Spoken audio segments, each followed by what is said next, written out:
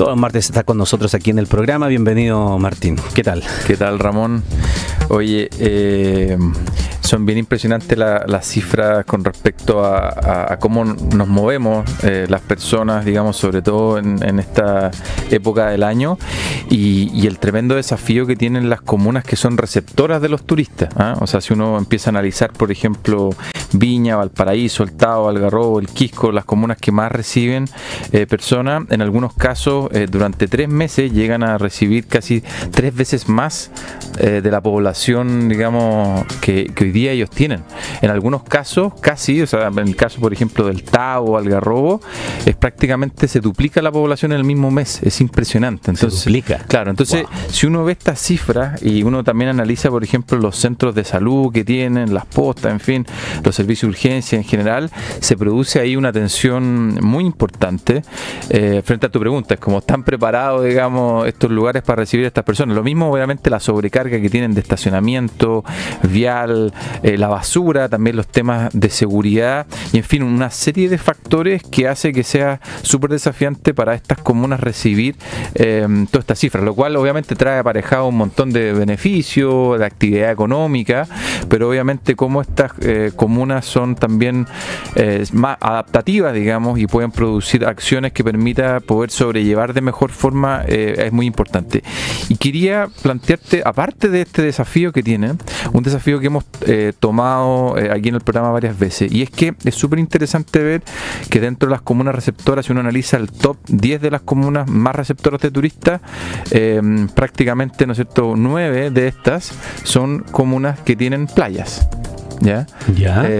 Y hemos visto aquí en el programa hoy día las playas en general, muchas de las playas en Chile están en peligro del fondo de desaparecer. Entonces, en el fondo es decir, oye, en el largo plazo, imagínate la cantidad de turistas que se están movilizando por poder acceder a playas que son cada vez más chicas, algunas de ellas ya prácticamente inexistentes, el desafío que va a tener. Y esto se produce primero por el cambio climático. Como sabemos, en el fondo son casi 3 milímetros, bien imperceptibles, son como 3 milímetros que va subiendo la altura, ¿no es cierto?, del agua. Anualmente, la erosión que se ha producido, en algunos casos se produce por marejada, en algunos casos lo vimos también para el 27 de febrero en su momento, también que produjo también cambios importantes en la topografía. Algunas playas también bajaron muchísimo, digamos, de nivel y se achicaron.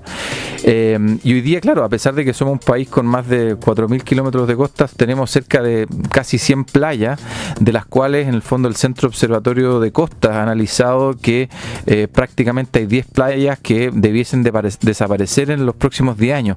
Por lejos las más que están con mayores problemas son, por ejemplo, la playa de Santo Domingo, Hornitos, Algarrobo. En cada una de ellas son entre 5 y 6 metros lo que se acortó de playa el año pasado. Es impresionante. O sea, la disminución en un año, habían tenido disminuciones en algunos casos de 2 metros, 1,5 metros, pero muchas de ellas, los últimos registros que se tienen son impresionantes. O sea, es cuestión de sobreponer fotografías de antaño, exactamente, de vacaciones de hace 10 años, sí, sobreponerla con las fotografías de ahora y se nota el tiro. Bueno, varias de esas playas, si uno se bajaba del estacionamiento para llegar a la playa, era inviable irse así a pata pelada. O sea, uno se quemaba vivo las patas, digamos, de todo lo que tenía que recorrer. Claro. Y hoy día son súper chicas. O sea, uno lo ve también el mismo Algarrobo, digamos, donde está ahí este gran complejo en el fondo turístico con esta gran piscina que existe. Había una playa adelante, hoy día prácticamente inexistente. Las rocas están chocando sobre los muros. Entonces hay un desafío gigantesco. Pero justamente, Martín, de cómo abordamos este fenómeno. Eso, en cuanto al desafío, porque entonces, ¿pero qué se puede hacer pensando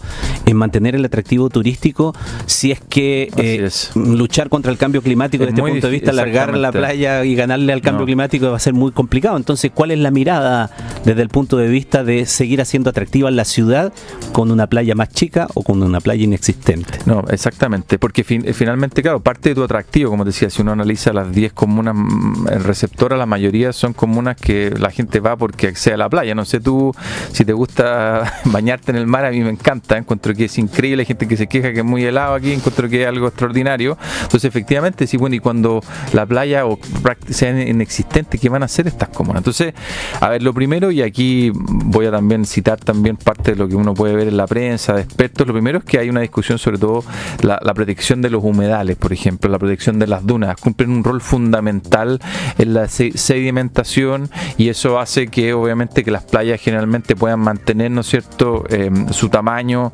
Entonces cualquier alteración frente a esta es súper importante. Se ha discutido mucho la necesidad, por ejemplo, de establecer una planificación específica sobre el borde costero. Es algo que es súper importante. En otros países sí existe esto que vemos de repente en Chile, que hay casas que están poco menos que sobre la playa. Es algo que en muchos otros países sería una cuestión inexplicable. O sea, muchas veces lo que se hace es justamente generar una especie como de barrera, de buffer, que permita en el fondo ese espacio entre el agua, la arena y donde están las casas. Existe un espacio de amortiguación y por lo tanto planificar el borde costero es súper importante. Lo mismo lo que uno ve, Ramón, de repente, no sé, pues extracciones de áridos que uno ve de repente en algunos lugares. En fin, hay muchos fenómenos que requieren regulación, requiere fiscalización y que obviamente están ahí generando problemas. Hay otros como dices tú, el cambio climático, que bueno, es una realidad. Lo mismo, por ejemplo, frente a los terremotos que hemos vivido, que también eso hacen en fondo cambios del fondo marino que claramente nosotros no tenemos mucho que hacer. Y también creo yo, Ramón, y esto quizás puede sonar muy anecdótico, pero yo creo que en Chile debiese también potenciarse muchísimo el tema de las piscinas de mar públicas.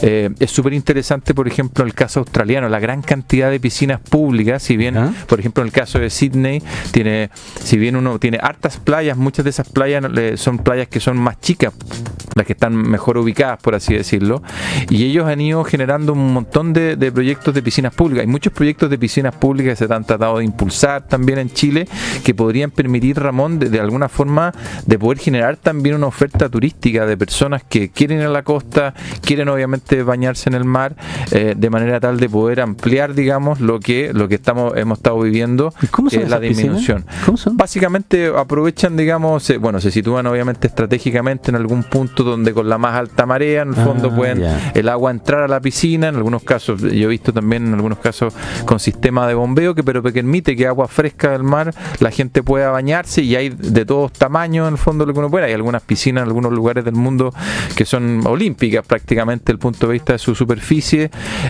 pozones, en fin, etcétera, etcétera. Creo que hay un potencial también muy importante, porque claro, como comentamos al principio, si bien uno dice, mira, son más de 4.000 kilómetros de costa, no tenemos muchas playas, no son más de 100 playas, digamos, las que uno puede ver. El centro, de hecho, Observatorio de Costa, en todos los análisis que han hecho, son cerca de 60 de las playas que han analizado, que son las playas más concurridas en el fondo por la población. Así que eso, el tema, primero, disfrutar obviamente el verano, disfrutar estos espacios, tratar de entender la sobrecarga que genera el turismo, y en ese sentido yo creo que ser respetuoso.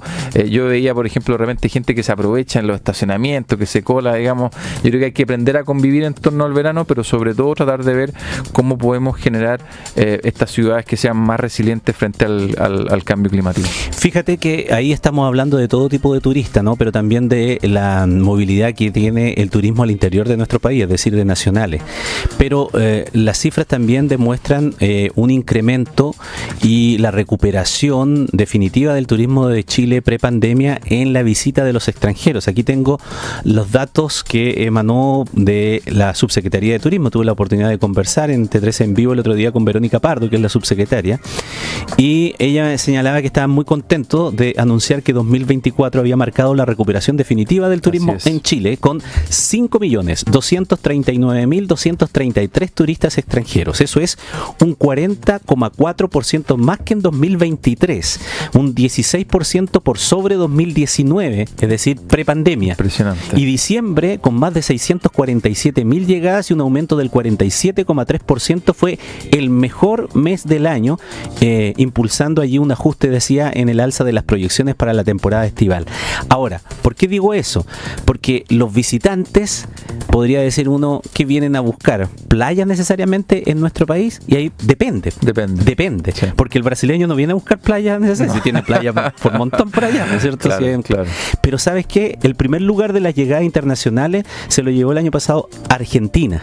2.088.389 llegadas de turistas al país.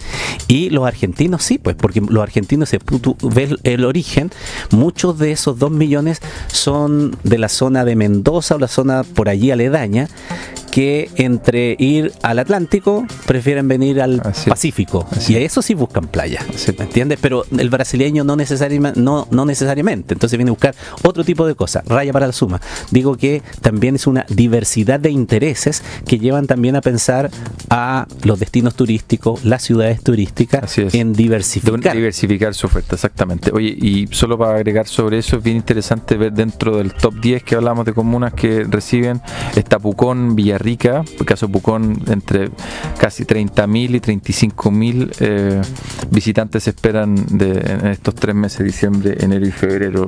Similar ahí en Villarrica. Entonces ahí también uno ve algunas comunas.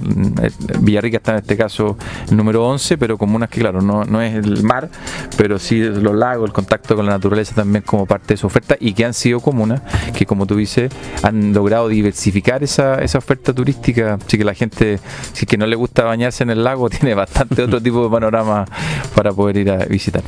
Martín Andrade, director ejecutivo de la Corporación Ciudades, en conversación con nosotros en esta jornada de día martes. Que esté muy bien, Martín. Gracias. Nos vemos. Doble Clic. Conduce Ramón Ulloa.